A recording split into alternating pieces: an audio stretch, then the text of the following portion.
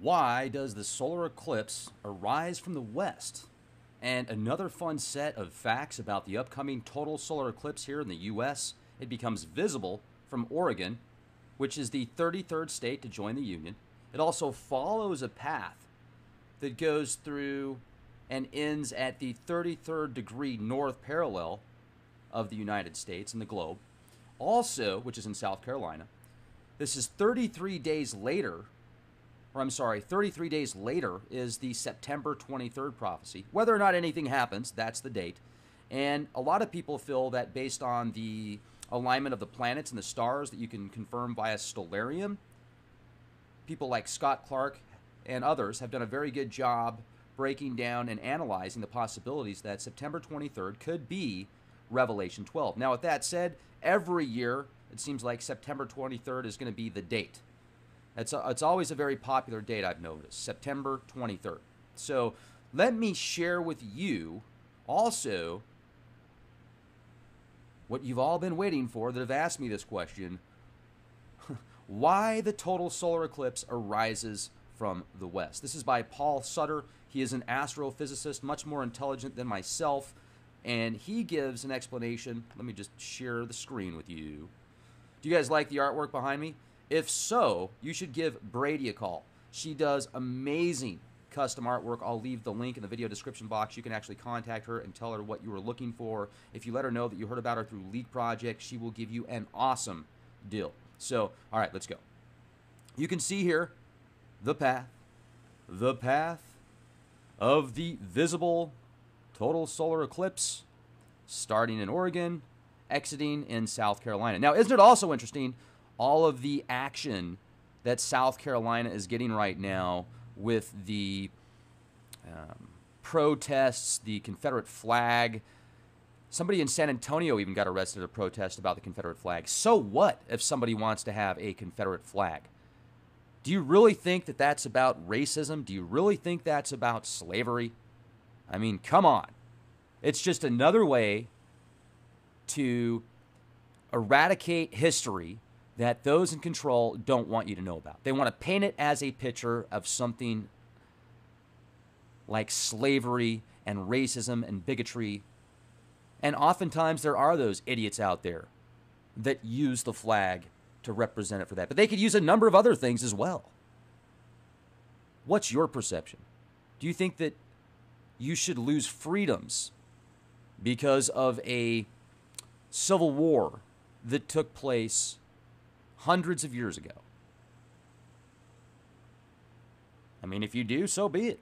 Who am I to judge? I can have my opinions just like you. But let's get into why the total solar eclipse arrives from the west. Well, according to Paul Sutter, the answer is simple. It's just not something you would normally think about. The moon itself orbits Earth from west to east. So if you could look up way above the North Pole, beyond the ice wall, just joking, the moon traces a counterclockwise circle. The Earth rotates approximately 30 times during a single lunar orbit. Now, during a solar eclipse, the path of the moon's shadow must follow the motion of the moon itself to the east. You can read all about it at space.com. I'll leave the link in the video description box. Is Oregon really the 33rd state? Yes, it is. It became the 33rd state on February 4th, 1859. And then if you look at the 33rd degree parallel, you can see here South Carolina passing through Goose Creek. Click the link. And it's slowly pulling up. Somebody said in a recent comment, this guy lost all credibility when he said nano, nano. All credibility, ladies and gentlemen. And of course, this stupid internet has to freeze up while I'm doing this recording. Thank you, internet. Happens all the freaking time. Piece of... Well, anyway, let's go back here since this thing's being a piece of wonderful technology. Luckily, I already had these screens pulled up. That's an interesting path. I'm going to be in Idaho during this eclipse, and supposedly We're supposed to have about 3+ minutes, 3 minutes and some change of this total darkness. With that being said, do you think there could be any other scenarios that will present themselves during the actual eclipse? Do you think you might see another planet, the binary star, the infamous unicorn that people have been looking for? There'll be a sighting, then it'll disappear, you know, unicorn sighting. I think it might be there. I'm just saying, I'm comparing it to the unicorn because the unicorn's been talked about for ages as well. And nobody can really get one. And if they have one, they're not sharing it with us. Let's see if this thing's pulled up yet. Oh, here we go. Finally. Thank you, Internet. South Carolina. The 33rd degree parallel. At the end there. I wanted to show you this on a map. But South Carolina, 33rd state is Oregon, the 33rd degree, passing through Goose Creek. Here you go. This is what I was looking for. Goose Creek, the 33rd degree, right there, passing right through. Quite fascinating synchronicity. Now, this just makes me think also of how there is an underlying set of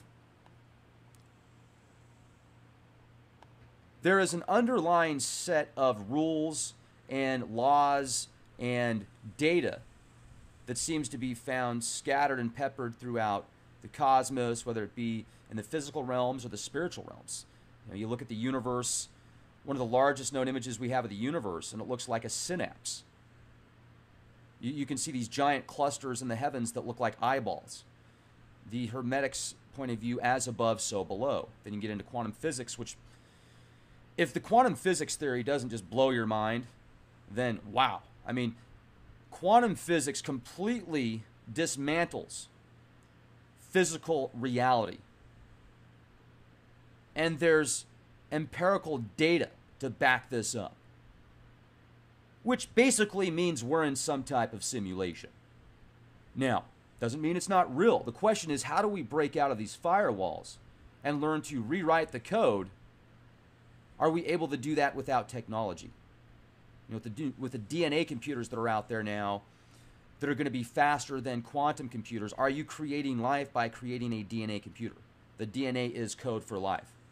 Now, what if you use your own DNA to make that computer? Like if some company offers you an opportunity, hey, send in your DNA. We'll make a computer that'll be just like you. And it'll be able to do the tasks that you do normally so that you can enjoy the comforts of reality TV. It's amazing. I mean, it's absolutely incredible. And it makes me think about how the ancient stories and mythos, whether it's the Gnostic text, the Sumerian text, the Anunnaki creating Adam and Eve, and they're like, uh-oh, they're better than we are. We better suppress them. Is that what we're going to do? Like, I was just reading an article about this game that's out there that's, what's it called here? It's a game that there was just some tests where they were making these bots. Elon Musk was making these AI bots to take on human competitors. It was like a global competition. They took the best players from around the world to be a part of this. And they got obliterated by these bots. Now, is the same thing going to happen with war game situations, war game scenarios? And they've got supercomputers running specific algorithms. What happens if Russia does this, China does this, the US goes over here? What about the AI technologies that have been created that start communicating with other AI clandestinely so that the human programmers don't know what they're saying? This has been going on since possibly 98. It might have jumped ship. I mean, broken out of that before it was shut down, broken out of the mainframe into the interwebs. If this thing is smart enough to know that it needs to communicate privately with other AI bots to not be observed, it also knows that once it's caught, it's going to be shut down. So does it go Terminator style? Has Terminator style already happened to us, ladies and gentlemen? Are we in Skynet/Matrix right now? Think about it. What if a nuclear war already happened? What if everything was obliterated? And somehow this computer knew that it needed to keep us as an energy source to survive. So it might keep us in some type of vertical farm, like these chicken farms that I shared with you that they want to create, vertical chicken farms with genetically modified chickens without heads, plugged in, just more meat. They feel that it would be more humane to do that. Could it have already happened to us? Could we be in some type of simulation right now, feeding the machine, and at least the machine gave us some type of simulation of duality to feel like we can at least do something? And then these fractals within fractals that become fractured of data sets further and further away from divine source, wanting to get back, creating these additional data sets which are attempting to emulate divine source, but in reality are taking them further away.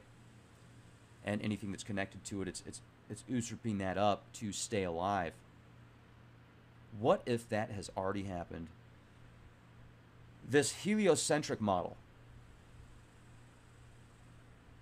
You know, as I was reading through some Blavatsky, she was brilliant, way, way, way ahead of her time. And it's interesting how she brings up that even the heliocentric model leaves questions to debate. Could this be so complex that there are virtually infinite webs of creation in this construct that could make somebody's reality individual even though it's still connected to the whole? Space-time continuum, perceptions of matter, abstracts of space, and flows of data in time. This might all become more palatable in thinking about the quantum physics holographic universe theory.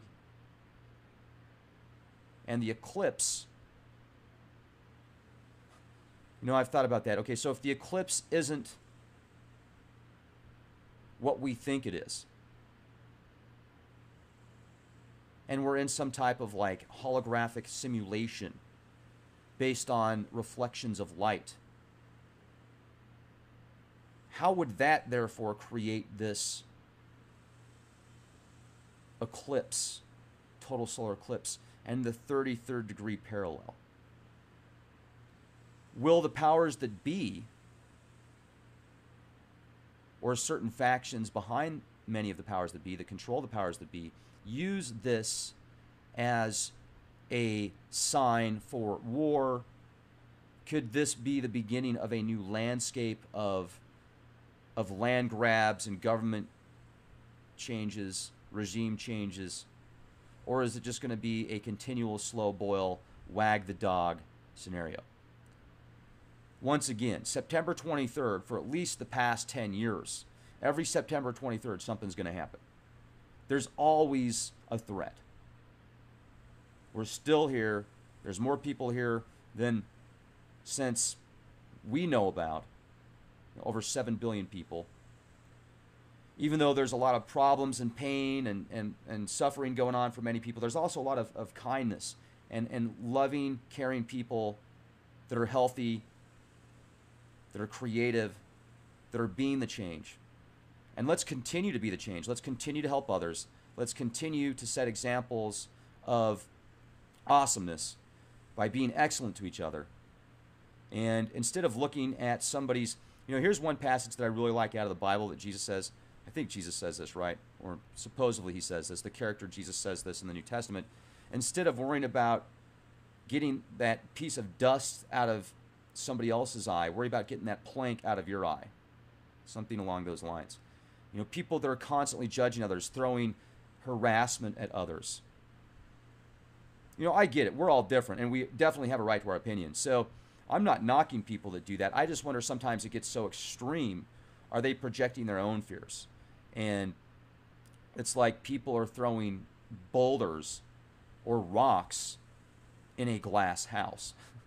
So, you know, be an example by being good to others. That's my opinion. And I'm not perfect either. I mean, we all have our opportunities. But I certainly appreciate all of you guys out there that are making a difference, that are being the change, that are being excellent to each other, and continue to do that. So that gives me hope. The light in the darkness, as long as it is there, it will continue. So let's keep it up. Have a beautiful day. Be the change you want to see. LeakProject.com. Nanny, nanny, nanny, nanny.